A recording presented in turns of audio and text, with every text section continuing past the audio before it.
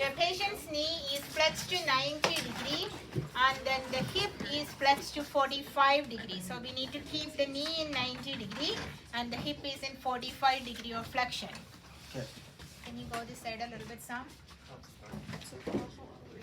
So patient's foot is hold on table by the examiner's body. So what you can do is in anterior drawer test, you can keep the knee in 90 degree and hip in 45 degree.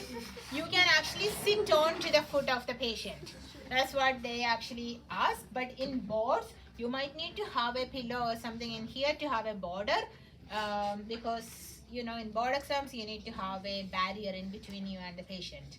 Okay, when you are doing in the clinic, if your patient is comfortable, you can actually can I sit on here?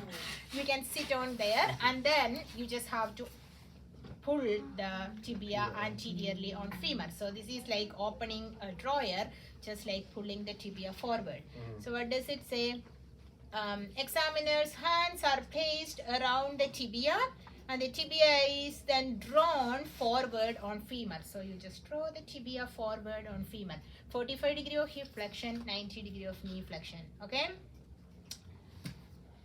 The normal amount of movement is 6 millimeter. You cannot really measure, but you can actually compare, and then you can also feel if there is an instability, and you can actually feel it's moving more.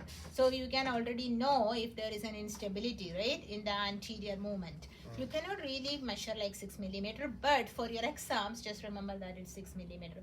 Positive tibia moves forward more than 6 millimeter. So if the tibia is moving forward more or compare with both sides, then that is the positive for anterior drawer test. This is a special test for ACL tear. Next, there is another